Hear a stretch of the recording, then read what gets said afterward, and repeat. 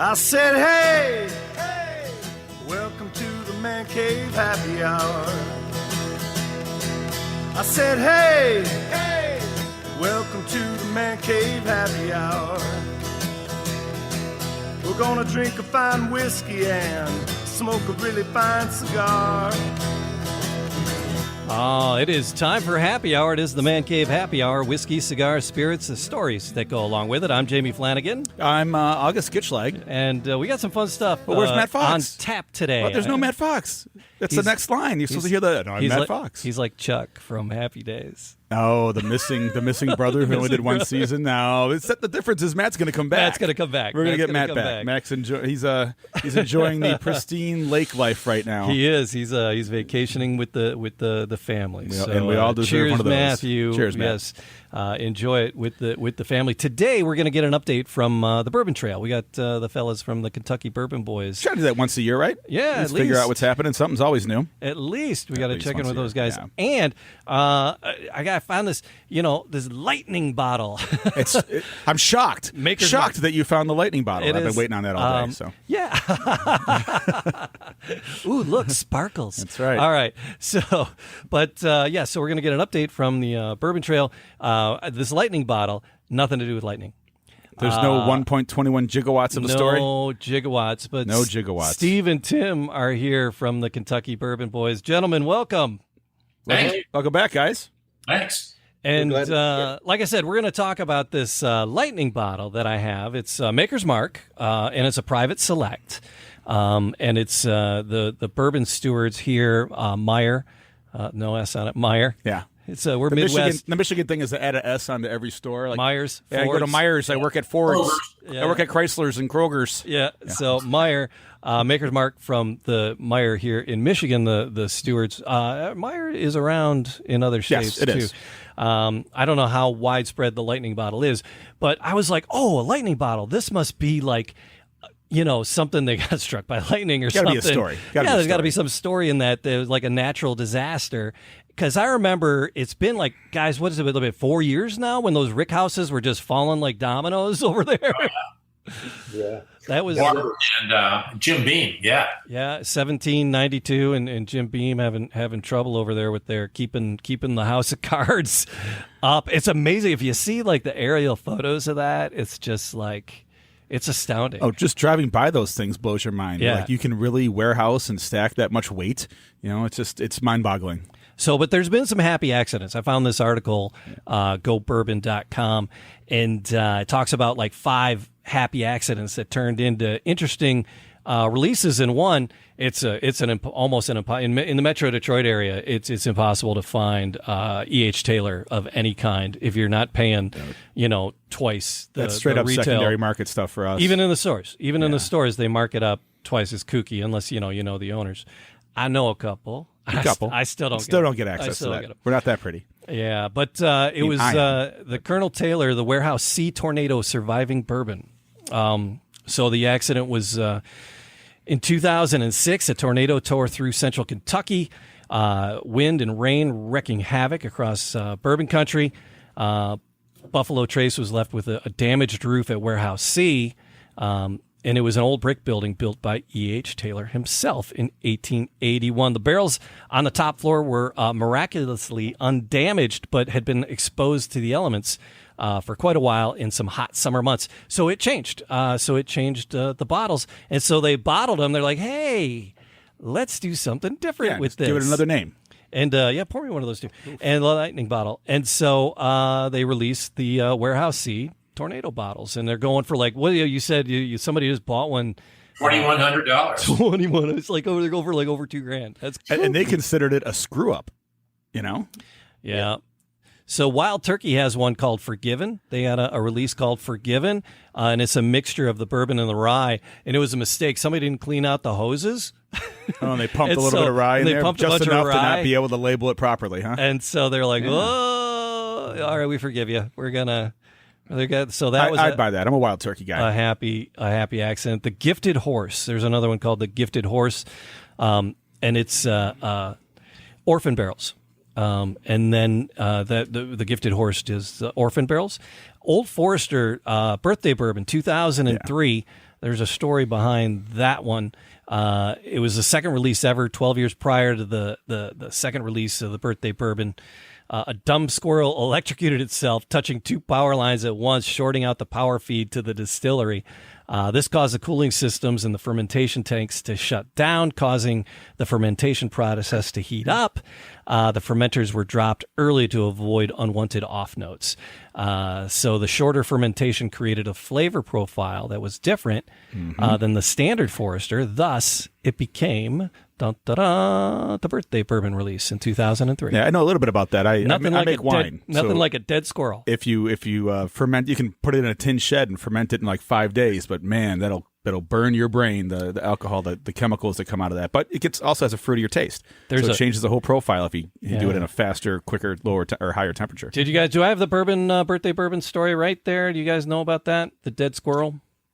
Yeah. There's lots of stories like that here. Yeah. And I bet. You have the old Forester 1910 story with the fire, and they had fire, right? Yeah. 4 things in a second barrel, and then they brought that back a few years ago, that storyline, and it's a great bottle too. Now, if you find a mouse in your beer in Canada, you get a free case. Oh, that's all? That's all it takes? That's the plot line. Get a canned mouse. That's the plot line of the Great White North movie. Oh, that's right. SCTV. Dude, way to date yourself. You're dating everybody with old SCTV. Right? I don't even know if they got. We get Canadian television here. It's a whole. That's where like Martin Short started and all that. Sorry about that. That is obtuse. Is obtuse Detroit old you can get right there. Yep. But so getting a mouse in your beer, you get a free case at the 2-4 store. Okay. Anyway, so the lightning bottle. I was excited. I saw it. A couple of the makers people were like, "Hey, the lightning bottle hit Metro Detroit. Everybody should be excited. If you see it out there, check it out." Well, it turns out that it has nothing to do with lightning. But Greta, she's one of the diplomats. It's funny. A lot of distilleries call their representatives ambassadors, right? But Maker's Mark has a whole thing for just like fans. And you sign up, and you're an ambassador, right? So I'm a Maker's Mark ambassador. You got your little box and your certificate. Oh, yeah. It's just like real ambassadors. All you got to do is pay for it. And you can become an ambassador to somewhere. Right. And then they were like, "Oh crap, what do we call our representatives?" So the representatives are diplomats. Okay. So Greta, who's a diplomat for Makers, she knows the story because she was involved in how it happened. It started around a kitchen table. It was the first time Meijer, the store, got a chance to pick a barrel. They tried 4 different times, right? So the stewards picked a recipe, and they finally found a recipe that they liked. Greta was working with an independent retailer, and they picked the exact same recipe earlier that day. So the Meijer's guy, they went back to the drawing board 18 different times to try to do it, and they picked the top 3, and they did blind tastings, and they're like, okay, this is the best one. Who knew a big box store would put this much effort into their bottle? They do. It's Stuart, it's kind of impressive. Meijer does, yeah. And so after 3 different times, they picked the same blend as the best, and they're like, screw it, we're just going to do it. But to honor the independent and not step on his toes, they didn't put the stave recipe on it. Okay. And then they call it lightning because lightning struck more than once because it got picked more than one time in a row. Okay. So it's like lightning striking. Right. What are the chances of that? And so they put it out as a release once a year. So Meijer, and so there's Meijer's a big chain, and they got bottles and bottles everywhere. So if you see it when you get the private selects, normally it has the stave recipe on it. If someone's watching the YouTube, I'm sure all they can see is the 111 proof because that's all I see too. Yeah. So, but the staves are all dashes. So, but by all reports, it's gorgeous, and apparently it must be because they keep doing it over and over again, and people keep buying it. So it's smelling. This is going to last me the whole rest of the podcast. Just nice. So you know. Yeah, but. Steve, you were telling me that you're pretty excited about a release coming up while I'm sipping on this. Oh, yeah. Coming out from Maker's. Yeah, Maker's Mark has got a new cellar-aged bourbon that they're going to be putting out in September. And it all started when they took dynamite and blew into the limestone ledge right there on the distillery grounds and created a indoor cave where they could age bourbon. And they've never in 70 years come out with an old bourbon. They've always, stuck with that 6-year-old type bourbon. And they always wanted to, but what they kept finding, Rob Samuels and his dad kept finding, was it got bitter the older it got. And they wanted to do something where it didn't have that bitter taste. They wanted that maker's flavor in an older version, so it had even more, robust flavors. And so what they've done is they've taken it, aged it normally in the regular rick house, and then brought it to the cave where the constant temperature is about 48 degrees, and let it age for another 5 to 6 years. So you're going to get about a 12-year-old bourbon that's going to come out, and they said it has a fruity flavor to it, and all the other flavors that you like from Maker's Mark are enhanced. And so it's going to come out in September. It's going to be about $150 a bottle, but I want to try it. It sounds great. Yeah. And they've never done anything old. And now that they've got this new cave, what's the length? They could have a 20-year. They could have a 23. Depending on how big the cave is. Yeah. Yeah, absolutely. It holds, I think, 660 barrels, something like that. It's big. So they probably have a few tucked away in the back. And that'll be those $2,000 bottles when they come out. You know that. That's right. Well, at least in Michigan, they'll be 2,000. They'll be 150 in Kentucky. Right, exactly. Good stuff. Yeah. You keep saying E.H. Taylor. I see E.H. Taylor every week. And it's $43 a bottle in Kentucky. So in Michigan, it's a little higher than that. I'm sure you're going to find a way to get people to get a glance into that cave, aren't you? Oh, they take you on the tour into the cave. Into the cave, okay. Yep. Yeah, we go right in, and they get to see everything and how they're doing it. This is kind of the first time they've released it, so it's going to be really exciting just to kind of taste what it's going to be like. Yeah.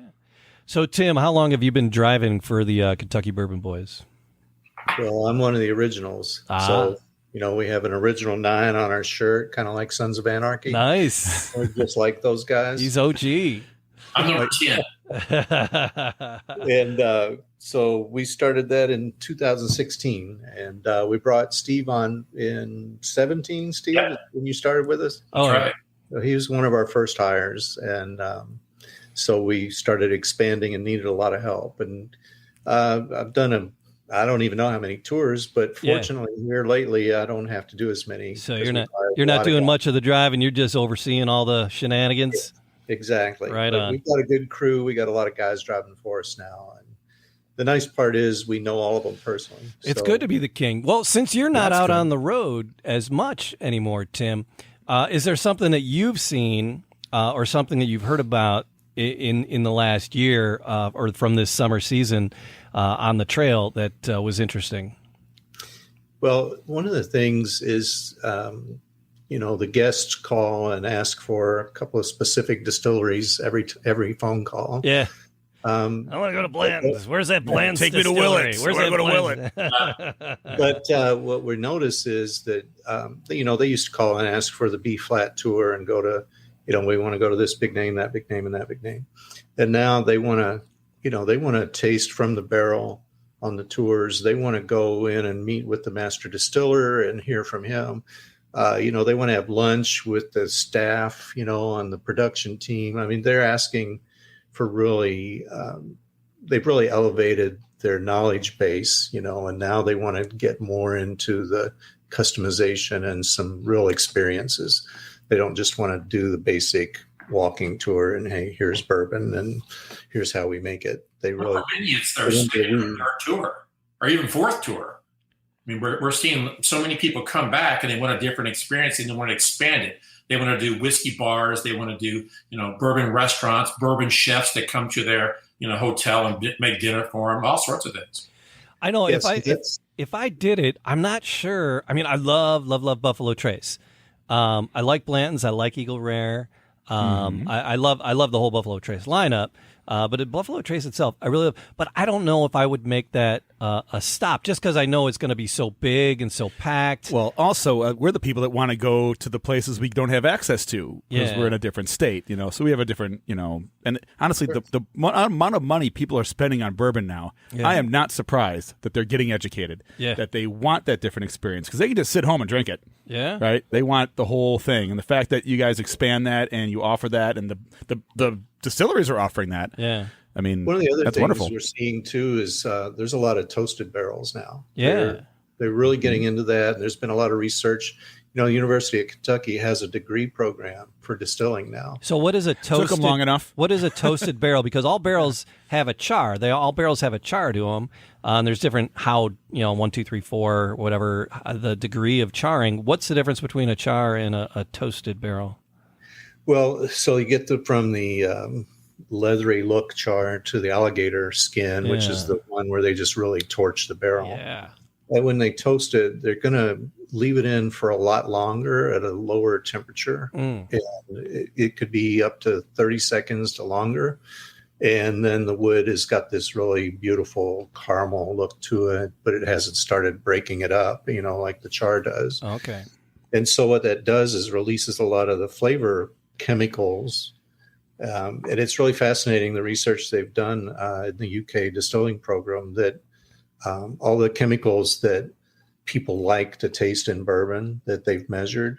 And the only one I can remember is vanillicin, because I think that's vanilla. And it shows the graph, and they're all kind of, like here going across. And then when they toast a barrel, up here and across. Okay. And it brings out tons more of those flavors that people like in bourbon.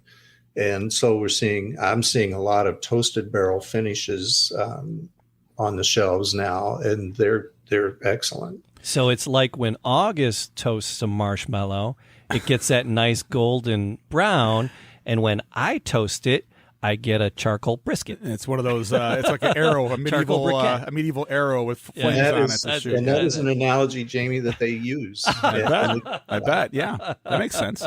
I know, like, two of my best friends own a brewery here, and both of them have degrees in chemistry. That's what they went to. They knew they were going to own a brewery. They knew they were going to start a brewery, and they went to college for chemistry. And it's amazing what they distill too. They have a skill. This semester, UK opened up the Jim Beam Institute, and so I guess a lot of people go to college to drink. Now it's like degree. This is maintaining. So they've got a big 30-foot still in there. They're doing all the chemistry, all the other pieces that get you a degree to become a master distiller. So right there at the University of Kentucky. And they just dedicated all of that facility just recently, like a few weeks ago. 2 weeks ago. That's fantastic. So and you're seeing all sorts of new distilleries come online too. We're in the next couple of years, of course. Bob Dylan has his Heaven's Door distillery. It's going to open up. He bought a church in downtown Louisville that's going to be his tasting room, and so he's remodeling that right now. It should be open, I'd say, probably in the next 6 months. And this distillery is out in Pleasureville, Kentucky. So is that strictly him and his stuff, or is that under an umbrella with other things as well?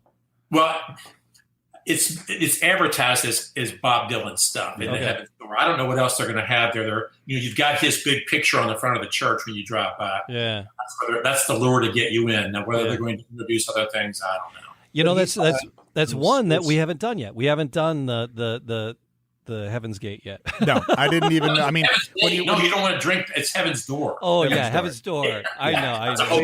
I did that. They are producing at that site, and they'll be producing his brand. Okay, the Heaven's Gate. I just got it. Were they there too? That they'll have. Yeah.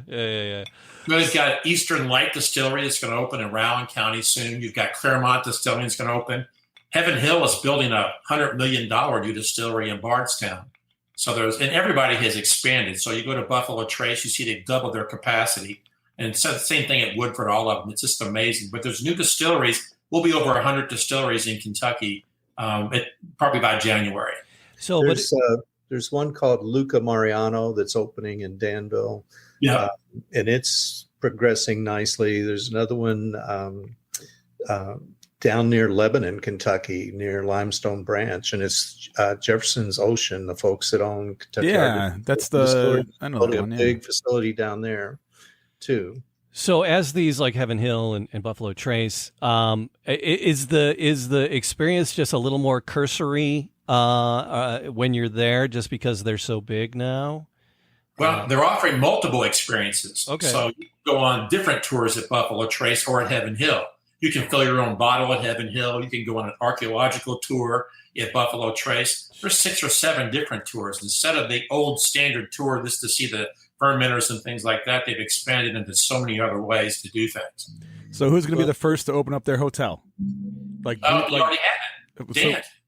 Log Still Distillery has many places for you to stay down there. Plus, they have the Amp, which is a big amphitheater that has great concerts. They've got them all season long. Like I had some friends just went to Brewdog, Brewdog hotel, and they have you go in the shower and there's a refrigerator in the shower full of their beer. It's like a thing. It's all inclusive experience. Hotels are coming right now. There are a lot of Airbnbs being built on some of the properties, and there you go. Log Still's probably ahead of everybody on that with like 50 something rooms right now on the grounds, but it's a huge, several hundred acre piece of land with fishing. Just south of Bardstown. Yeah. So you've got, there's one that just opened about a month ago downtown Louisville on Whiskey Row that's new. And it's called Buzzard's Roost. And the owner is also the owner of Bourbon's Bistro restaurant here in Louisville, which is credited with they get a nod for some of the stories about how bourbon took off again, because he created a menu with great craft cocktails and really got into the bartenders knowing their stuff about bourbon and being able to talk about it intelligently, and then creating recipes with bourbon and infused flavors. And so he's now branching out into this Buzzard's Roost brand, and they've got a little distillery right down beside 21C Hotel on Whiskey Row. I mean, Hillerton Bradsby has their own barrels and billets. So they make baseball bats, but they also make blended bourbons. And you can go down there and try your different ones that you like and blend your own and bottle it. So that's a whole new thing, too. So Hillerton Bradsby, about a block from where Tim is talking about, right on Main Street. So you have Angel's Envy, Michter's, Peerless. You have everything right on Main Street, and into a whole experience and never leave one road. Oof. I need to make a trip. Yes, I keep saying that. And so, what's this about? I had a family member mention that the Bourbon Trail is like expanded into Cincinnati almost. Like, are you taking anyone into Ohio? We don't cross the bridge, but we do go. We have gone up and taken some groups up there, and they call that the Beeline up there. And it's like their own version of the Bourbon Trail. They don't have a lot of distilleries, but they're growing. A lot of bars are on it so that you can go in and do a cocktail somewhere, and they get on the Beeline. We generally don't enjoy promoting Ohio here in Michigan, but I've always had a good time in Cleveland and Cincinnati. So, and Toledo, we like Toledo. So, now one of the other things here too is speakeasies, and there's a couple of them here, and one that just opened recently. It's called the Lucky Penny. Oh, and it's hidden away on the ground floor of a new hotel here. And you're in their market. They've got like a little coffee counter and danishes, and then you can buy little groceries and waters and fruit drinks and all that business. But there's this bright yellow door. Looks like it's the door to the kitchen stock room. Yeah. We got a couple of those here. You open it and you're in this beautiful speakeasy. So we went down to Nashville. The vault is like that here. Yeah. The vault where you're in a coffee shop. And you go into the employees only door, and suddenly you're in this dark, dank speakeasy and you can sit inside the old vault. Like they open up the door, the bank, cool. And then they pull it open, and so there's a couple of those here. Yeah. In Nashville, there was the red phone booth, and so we went. Colleen and I went, and so there's it looks like a tax accountant firm on the thing, but then the red phone booth, and you go and you pick up the phone. There's a bell there or something, and the whole back door opens up, and he's like, "Do you have a code?" I'm like, "No, I know where you are, and I want a drink." He's like, "All right, come on."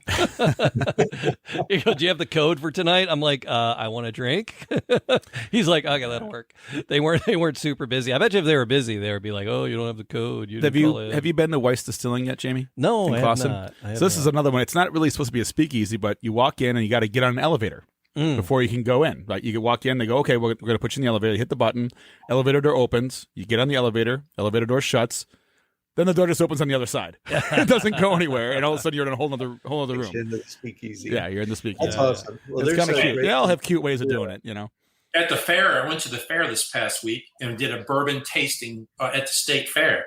We had bourbon-infused Twinkies dipped in dark chocolate. We had bourbon soup, bourbon chicken. We had, all kinds of different things related to bourbon and bourbon bacon. I mean, it was incredible. Well, that's perfect. Bourbon I'm having a bacon little always bourbon works. soup right now too. Yeah, I know. Bourbon Twinkie, made me twitch a little bit. I don't know, but ooh, infuse that. Oh, maybe. Now, if you leave a bourbon-soaked Twinkie out, how long till that ages? Yeah. 'Cause that'll never decompose. No, that's right. So, August, what do you think about? Because we've been sipping on the Maker's Mark, the lightning barrel. I avoid the 100 and 111 proof ones usually.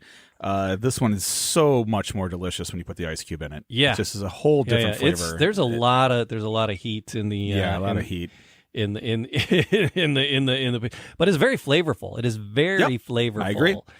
Even with the heat, it's still flavorful. And then we got a nice clear ice cube and threw it in our Firebird Tavern glasses. Our friends over at Firebird Tavern, supporting our sponsoring our bar. They do a Woodford barrel pick every year, and they do a tequila barrel from Mexico. So we enjoy them. I went and had some of that last week. I went and saw them. So good guys. Good guys. Well, there's a new Mary Dowling that they're going to finish the bourbon in a tequila barrel.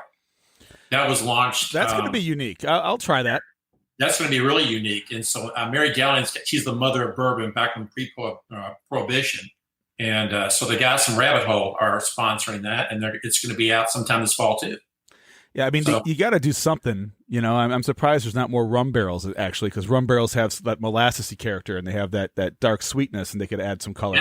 Yeah. I know people are going to start doing this, because otherwise you just got 22 different 100 proof bottles on the shelf, and what are you going to do? And so they're getting, I don't know, you can call it gimmicky, but some of it tastes so damn good, even though it's a little bit, you got to do something a little different to stand out. So August has come down here and hung out with his cousins and everybody down here in Kentucky. Jamie, we have the PGA tournament. We've got the Kentucky Derby. We have Bourbon and Beyond, the big concert. When are you coming? I do have to come down to the concert. I was invited to that. My younger brother goes to Louisville all the time. He goes to the soccer matches. He goes to see. I'm a big DCFC fan. Detroit City Football Club was a rival with Louisville. Yes. So I've been to a couple of the games here, but I haven't been down there yet. So it is on my list. We do have to do it. Jamie, let's figure it out. Bourbon and Beyond is like the second week of September-ish, right? Yeah. Yes. So I will probably be a Marquette. I teach high school. So it's on the weekend. We're rolling right in. I know. But here's the trick, and I keep on doing this. I was like, I got a new radio gig doing Cobra Radio on the show. I'm going to blow that. I'm quitting teaching after this year. Wow. We all knew that. I didn't say it anywhere anybody else could hear, though. Yeah. So next September, I will be free. All right. There you go. We'll do Bourbon and Beyond, and we'll get you to some of the distilleries. We'll have a great time.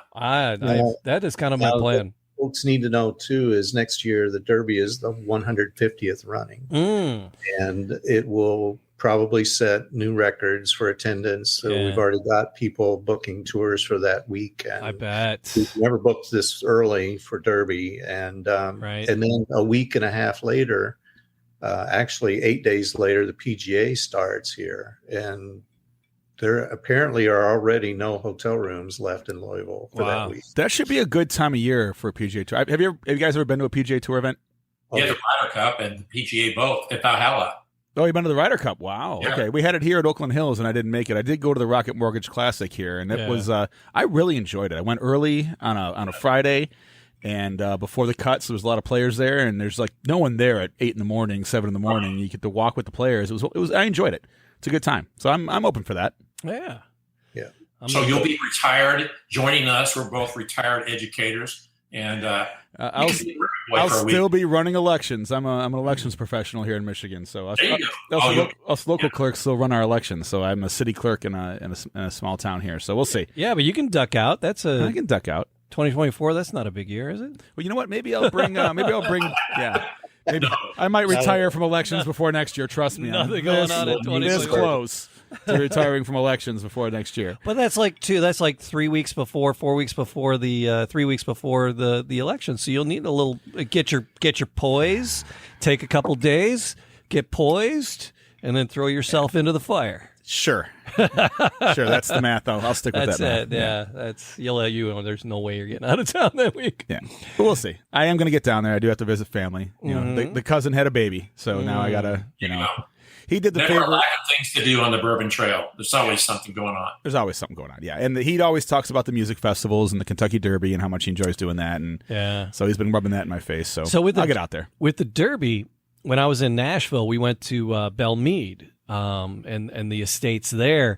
And apparently, like, there's one horse from the Belle Meade estates that's responsible for like 95% of the bloodline can be traced of like 95% of the horses back to this one horse at Belle. You don't get to race unless you're in the book. There's a book that says that you're related to one of these first 5 horses that they studied. You know, that's the bloodline. One's there at the Belle Meade. Fascinating ESPN 30 for 30 podcast called Bloodlines that explains all of that. So and they soaked me on a bottle, and then I went to the local grocery store there, and I was like $30 less. I'm like, oh, son of! Why is it more expensive at the distillery, you punks? So, guys, what is the hottest one that everybody wants to see? Like, what's the calls? Like, we got to get to this, or I want to go to this. Is it the ones that are off the shelves? Usually, the ones that everyone knows. Is it? Yeah, is it Buffalo Trace? Yeah. Well, yeah, everybody wants Blanton's right now. Yeah. Everybody, and it's we'll pull into the Buffalo Trace parking lot the morning that Blanton's is out, and there'll be 700 line. You can't see the end of the line. Yeah, that's just silly. So it's a circus, but it's amazing that we want what we cannot have.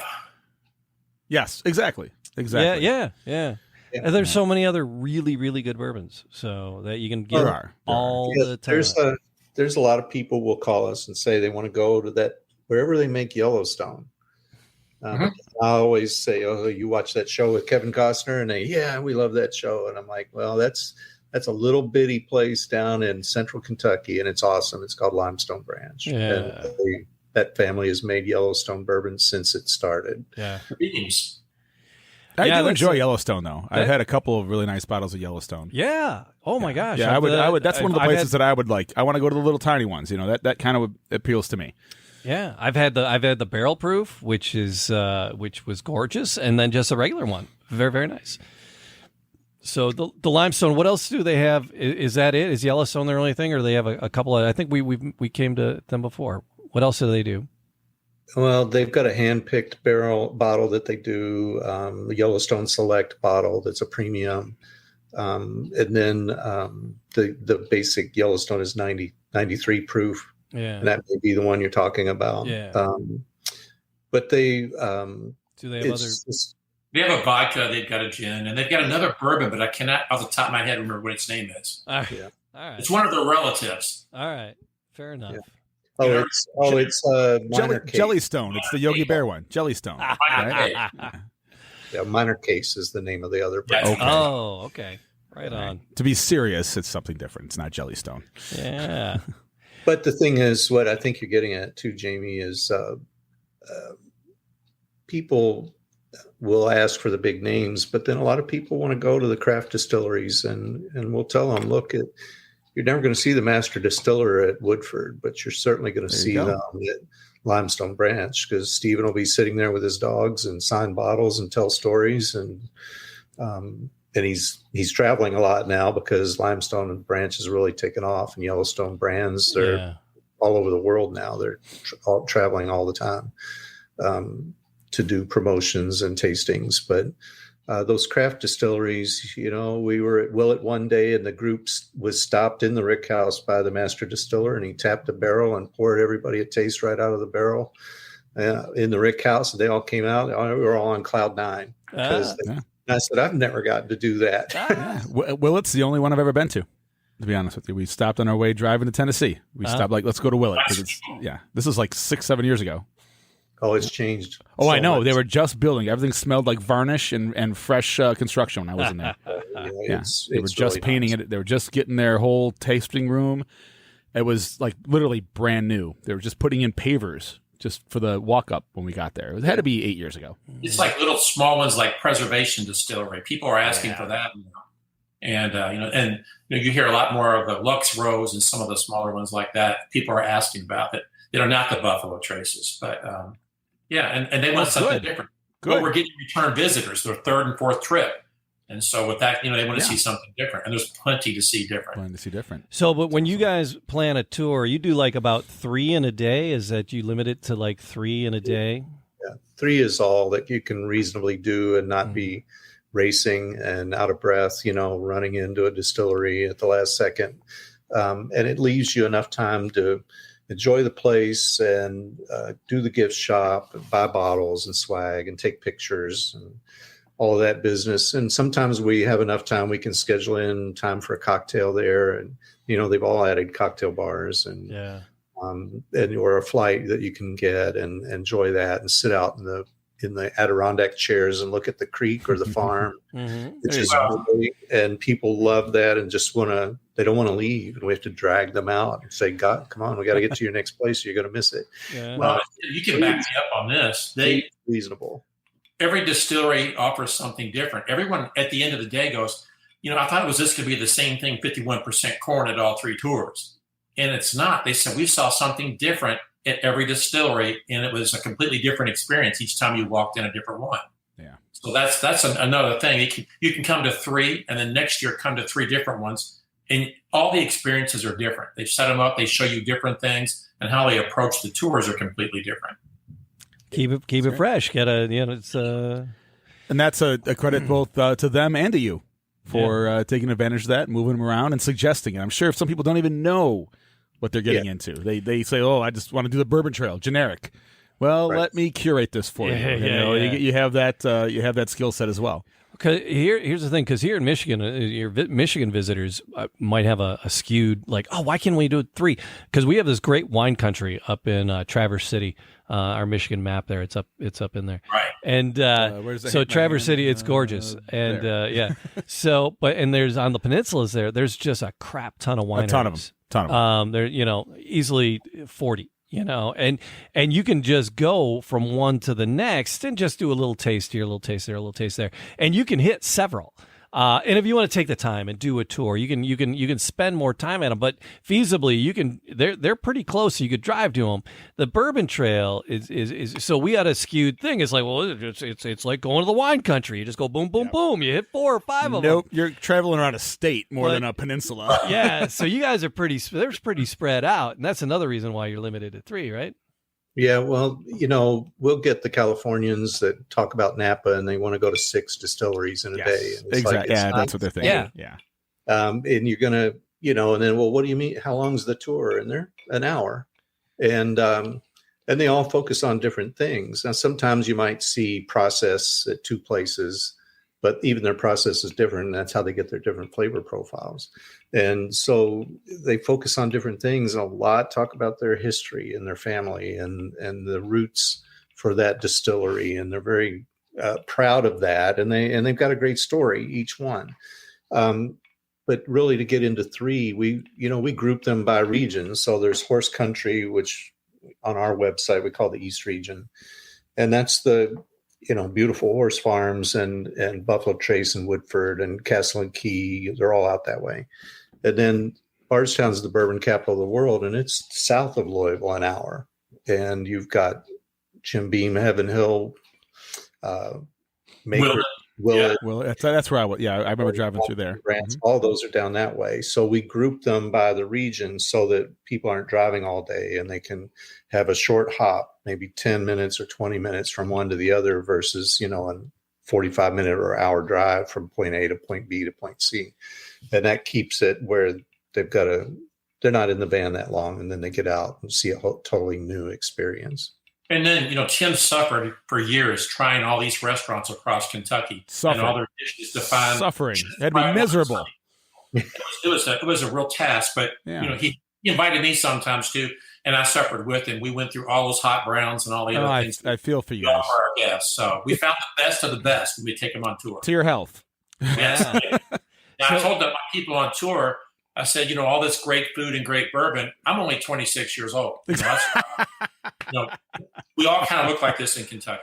Yeah. But it's worth it. Yes. Some more than others. I go the opposite.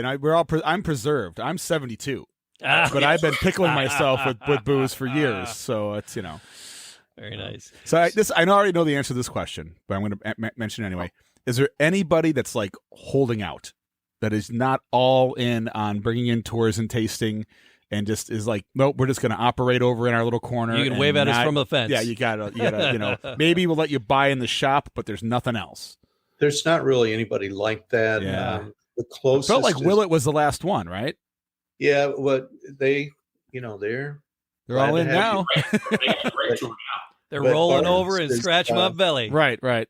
Yeah, Barton's is probably the closest thing to that, but not really, because they stopped doing tours and they closed their gift shop, and they're just focused on production. And they're owned by Sazerac, which owns Buffalo Trace. So Sazerac put all their emphasis on the $1.2 billion expansion at Buffalo Trace that they just completed, and shut down everything at Barton's, and it's just production, which is really unfortunate, because it was an old facility, but it was great, and a great tour, and the tasting room was great. And I'm drinking 1792 bottled and bond right now that I found in South Carolina. It was a store pick, and nice, for a great price too. I mean, I couldn't get it here for what I got it for there. So it was a great experience, but they just put all the emphasis over at the Buffalo Trace facility. But nobody is holding back and resistant to people coming. They love seeing us, and they're all growing, and they're all trying to hire more staff. And there's a Lawrenceburg bourbon company that's on the way too, that's going to open a distillery between Lawrenceburg and Frankfurt. That's in the works. Well, on the first Bourbon Boy, tour back in 2011 with just the family, there were only 16 distilleries that even offered tours. Yeah, now that was exactly what I was getting at. Like there's whoa, 96 that offer tours now. Like who's late? 96? 96. 96 to choose from. All right. And in 2011, there were only 6 on the Bourbon Trail. Okay. So if you did all 6, you get the free T-shirt. Yeah. And none of them charged admission. They were all free. How many ballparks are there? There's because I got a buddy who's like going to every ballpark. Do all that too. Yeah. You got to hit every distillery. It's like hitting every ballpark. Yeah, I got one buddy that does every NFL stadium. I got another one that does every MLB stadium. I got 2 different friends on that tour. So that's my retirement goal. Every distillery. Bye. I'm gonna get that T-shirt. Nice knowing you. That's exactly what my wife's gonna say too. Bye. It's gonna take a while. Yes, it is. So, what's the smallest group you can accommodate, and what's the largest group you can accommodate? We've taken 2 people. Actually, we've taken solo travelers. Oh, nice. But they probably flew on their private jet, right? Before they went to you. Yeah, exactly. That makes sense. Well, he worked for the government, and his name Barack Obama. But we had 120 folks here with a major HVAC company that toured with us, and toured for 2 days, and we took great care of them. So that'd take all your buses, right? That's they probably booked you up. But it worked. I mean, it was a challenge to set it up, but the distilleries are great. We know which ones can handle those kind of crowds, and we don't take 120 anywhere. We break them up into smaller groups and rotate and send them off in different directions, and we know which distilleries can handle that kind of a wave coming at them in one group. So Kentucky Bourbon Boys, bring it on. Yeah, you guys got this down. If you have X amount of people, you curate it right. It sounds like you know the ins and outs of every single parking lot, every single shop, where the releases are, what's going on that day. If you're going to be here this day, this is the time to come. This is we're going to go here because this is being released here. You might want to skip that. You guys got it all down. Fun to see people get something. They come to the state and they get something special that they've been looking for. It's a blast to be able to get that for them.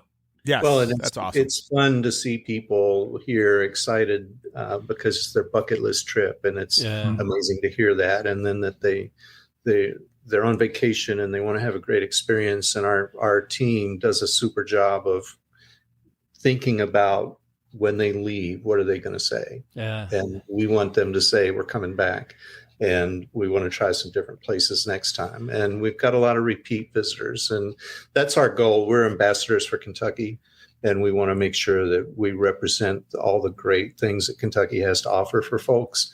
And you hear stories, but you've always heard those stories. But we have all our teeth, and we have shoes. And hey, like I said, I'm sure there's people that I just want to go to Jim Beam, and I'm like, I have all my teeth, and I want to go to Jim Beam. Yeah. I mean, I want to see where it start, where like some of these, original OGs, and then go to the little places and have that. I want to kind of do both. So you offer them both, and that's amazing. That's awesome.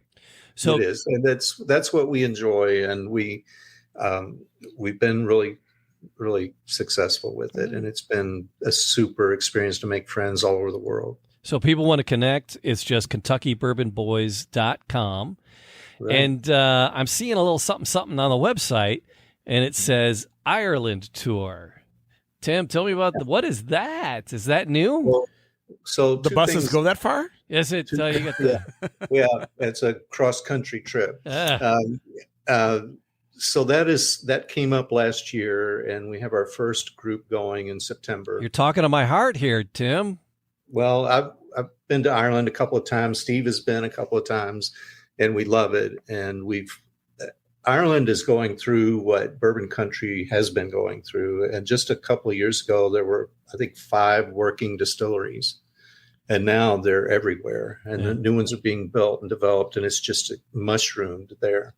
And we were just there last September and visited 7 or 8. And so this tour we created in conjunction with Irish Luxury Tours is our contact there. And they've been in business for 30 years and have great experience, great drivers, and know everybody in the business. And then Romewell Travel, which is based out of Denver, helping us build the itinerary. Wow. And between the 3 of us, we've put this package together. I'm a little excited. They'll be met at the airport and taken directly to their 4-star hotels. Most of the meals are included, all their transportation from the beginning to the end, and 7 Irish whiskey distillery tours, including some private experiences, meet the master distiller with a cocktail and go to a barrel draw, and then taste all their products. And then there are also a couple of castle tours, opportunities to play golf or shop or go on a hike or go on a boat cruise on Lake Killarney, and see a Celtic show with dance and music. Yeah. And it's going to be 9 days of immersion in Irish culture and whiskey history. And the purpose was to get to the roots of bourbon history. Yeah. The Irish and the Scots came over and brought their distilling skills with them, came to Kentucky and found corn and said, let's still distill that. And but our roots go back there, and you'll see Kentucky bourbon barrels in their rick houses aging their Irish whiskey. Which you two got to go over and scout that trip, and invent that one, right? Jim was the one. He owns the company, so he got to go. I'm twisting his arm for the Scotland tour. That's what I think we need to do. That's in the works too, and that's on the books for May of 2024. Well, I'm not going to be involved in Scotch because it grosses me out, but I get it. I had a buddy, a good friend of mine, took a class in Scotch at NYU. And I made sure I took it on Friday at noon, and they taught him like how to drink Scotch in all these different areas. And I mentioned it once to my dad. My dad goes, I used to pick up a guy for work when I was, 18. His mom would have Scotch and milk in the morning. I'm like, what? He goes, no, that's a thing. You drink Scotch and milk in Scotland. And I'm like, I thought it was just so weird. And I mentioned it to people here, and no one's ever heard of that here. No one's ever heard of that, but it was the thing. Well, that's what that's all about, Jamie. And I want to say real quick, too, that we are doing a major rebrand and launch of our new website by the end of this week. So what you're seeing online right now is going to be incoming. Gone. All right. You're still the Kentucky Bourbon Boys? It'll stay bourbonboys.com? It's more user-friendly. It'll be the same. Oh, cool. It'll be the same link, but the website's going to be updated with lots of great information in it, including some new packages that we offer. We do a bullets and barbecue and bourbon tour now, where you shoot clays in the morning and then have. Now you're after my heart. I'm a sporting clay shooter. You got to do the shooting before you do the tour, though. Not the tour. Yeah, you got to shoot first. Last Saturday, it's a great time. I am a sporting clays shooter, so I love a good sporting clays. I love that. I We've call it golf guys, with shotguns. I love it. Well, the instructor's great. He's hilarious and cool. He's kind of scary and intimidating, but he's genuinely a super guy. but he's dead serious about safety. And if you've never seen a shotgun before you leave, you're hitting clays. And he's just an awesome instructor. But we're adding a golf and bourbon package, and a horseback riding and bourbon package, and an evening dinner and bourbon tour package with cocktails, one of the local great bourbon bars or speakeasies. And we'll customize all of that. So there's a lot of new offerings. I think I found my retirement home. I hope I can convince one day. One day. I got to convince the lady that she likes bourbon. All right. But we'll get there. She's a wine drinker. Tim, Steve, thank you for hanging out. It's always a pleasure. Next fall, Jamie, you need to be here. I'm gonna. It's on the agenda. It really is. It really. I'll put the pressure on him too. True. We'll take care of you. All right. Right on. All right. So, gentlemen, cheers, man. Hey, it's a pleasure to talk to you guys again. I'm as always. fortunate. Thank you guys for having us. Cheers.